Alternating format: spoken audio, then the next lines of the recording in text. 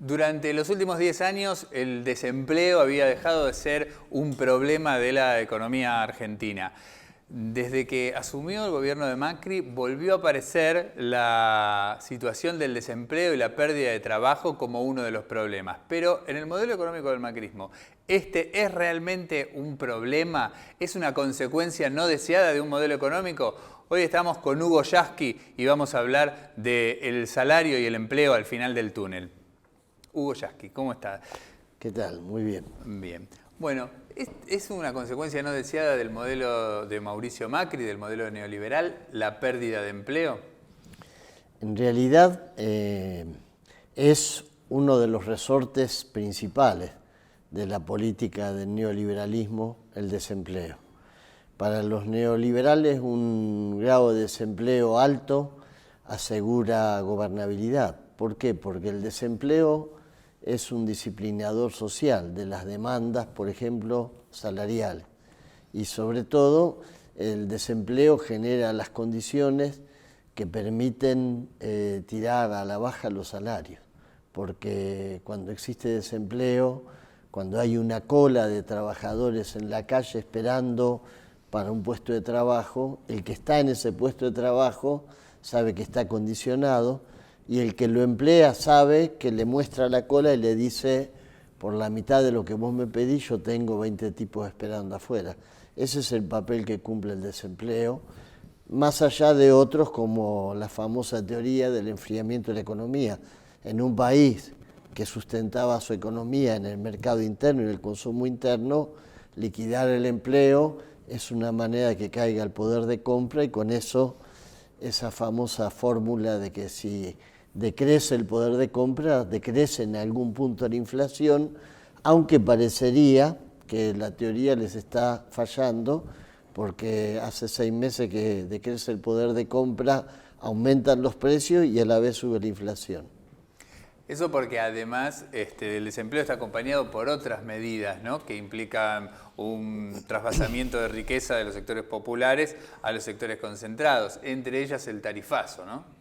Sí, yo creo que todo lo que están aplicando de una manera brutal, el tarifazo fue arrojarle a los sectores populares un golpe en el medio del plexo que prácticamente los dobló, ni que hablar de la pequeña y mediana empresa. Después, cuando empieza el clamor, cuando ven que es ingobernable la reacción, entonces aparecen con la teoría esta que han sacado a relucir ahora del ensayo y el error, ¿no? Como si de pronto, no sé, un cirujano podría decir alegremente cuando se le mueren los pacientes, ¿no?, mientras lo va llevando a la morgue, sigue ensayando. Es lo que están haciendo ahora, están ensayando. El ensayo y el error, ¿en qué consiste?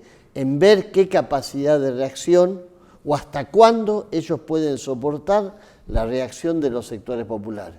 Alguien que saben que está sufriendo las consecuencias de su política, y lo que están midiendo simplemente es la capacidad de reacción.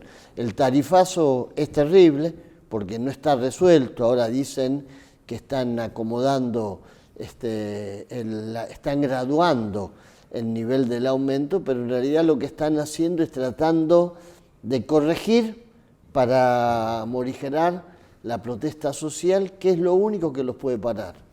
Y además de eso, después está el relato de lo que se hace, cómo se cuenta lo que se hace. Me comentabas hace un momento que la idea esta de que el bienestar va a llegar al final de un largo túnel de oscuridad, que decía la vicepresidenta, la habías escuchado ya hace muchos años, que tiene que ver con esto, con cómo se cuenta. Hace un tiempo también un funcionario del gobierno de Macri había aparecido grabado en una entrevista televisiva contando lo que le decía a Durán Barba que no debía decir, que la palabra ajuste no había que mencionarla. ¿Cómo era aquello del final del túnel? Y en realidad el neoliberalismo es como, ¿cómo te podría decir? Es como una especie de mercadería vieja que te la venden en paquetitos con papel nuevo. Es decir, en la década del 90, cuando se privatizó el YPF, se anunció que iba a ser para favorecer a los jubilados. Se utilizó a los jubilados y una causa, los abuelitos, los ancianos, los que tanto esperaron, justamente por las políticas que ellos generan. Los jubilados están en esas condiciones. Meta un jubilado en el tanque, era lo que Meta un había jubilado una en el tapa de tanque. Página 12. Y vos fíjate, ahora, para esta reforma previsional, que también los ancianos, los abuelitos, para pagar la deuda histórica, y en realidad viene de la mano del blanqueo y de una propuesta de sistema jubilatorio que queda desfinanciado. Ayer alguien decía en Sorna, bueno, habría que apostar a ver en qué año de esta década o de la próxima se va a anunciar la privatización del sistema porque no tiene fondos. Y todas estas cosas se vuelven a repetir. La lucecita al final del túnel la utilizaba mucho Cavallo. Y antes de Cavallo, en la década del 80, el Banco Mundial aconsejaba a los ministros de Economía de los países emergentes, digamos, subdesarrollados, como le dicen ellos, que utilizaran metáforas que dieran a entender que el padecimiento en algún momento se terminaba y ponían como ejemplo la lucecita del túnel, que se ve que es un catecismo que ahora se lo están aprendiendo en memoria algunos funcionarios del gobierno. Mercado interno, empleo, inversión pública, jubilaciones, el sistema solidario de reparto, cosas que parecían ganadas en la década pasada, no solo en Argentina, sino en el contexto latinoamericano. ¿Qué pasa? ¿Es un nuevo ciclo de restauración conservadora? ¿Cómo se le hace frente a eso? ¿Cómo se mantienen esos derechos conquistados?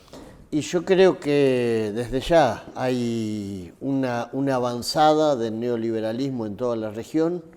Las medidas que está tomando Macri en estos primeros 6 meses de gobierno son demoledoras. Es como si quisieran cumplir con lo que mandan los tomos del neoliberalismo en tiempo récord. Están aplicando también una vieja máxima que dice que hay que golpear de entrada, porque si no después las cosas no se pueden hacer.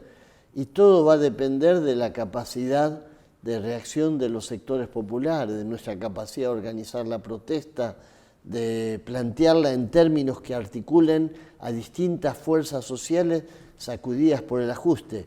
El neoliberalismo para gobernar tiene que dividir y fragmentar, y si es posible lucha de pobre contra pobre. Y nosotros tenemos que tratar para conquistar estas cosas, o mejor dicho, para defender lo que conquistamos en el periodo de los gobiernos democráticos, tratar de articular la lucha de tal manera que no nos dividan, de tal manera que no enfrenten a los que salen a pelear con los que están tratando de conservar lo que todavía tienen, porque bueno, es el escenario que a ellos les conviene.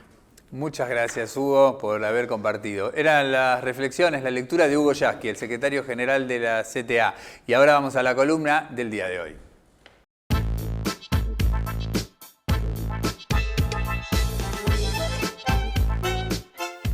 Lo político, cuando hay cambios de gobierno, de signo político, tiene siempre una influencia inmediata en la vida de la sociedad, en la vida cotidiana de hombres y mujeres, de jóvenes y viejos de nuestra sociedad. Así que es imprescindible empezar a hacer alguna apreciación. Y en lo social también uno tendría que decir que hay algunos ejes vitales. El primero es el trabajo. Gobernar en política, en primer lugar, es dar trabajo, es generar fuentes de trabajo, porque eso no solo atiende las necesidades vitales de la sociedad, sino porque dignifica al ser humano. El trabajo, como el efecto contrario se genera en la destrucción del trabajo, en la personalidad y en la vida de los seres humanos. Venimos de 10, 12 años de gran construcción de trabajo, se crearon 5 o 6 millones de puestos de trabajo, y tenemos una gran preocupación porque en este primer semestre ya hemos perdido alrededor de 1 punto. Este gobierno comenzó con guarismos muy bajos en esa materia, el famoso 5,9 de desocupación, ya estamos prácticamente 1 punto. 1 punto es un dato estadístico, quiere decir casi 150.000 personas que han perdido su empleo, desde trabajadores registrados y en blanco hasta trabajadores que trabajan, hasta sectores que trabajan en negro. Allí tenemos una preocupación principal. La otra preocupación grande es el tema de la educación. Nosotros pasamos del 3 al 6% del Producto Bruto, o sea, con una gran asignación de recursos a la educación. nos encontramos con que el núcleo universitario tuvo que salir a la calle porque hay una restricción importantísima de carácter presupuestario, de forma tal que en materia social estamos en una política de fuertes restricciones que va a influir en la vida cotidiana de nuestro pueblo. Compartimos, entre otras cosas, una reflexión, algunas miradas con Hugo Yasky que nos sirven para entender nuestra realidad, para pensar cómo cada día logramos ser un poco más justos, un poco más libres, un poco más iguales. La seguimos en la próxima Cara y Seca.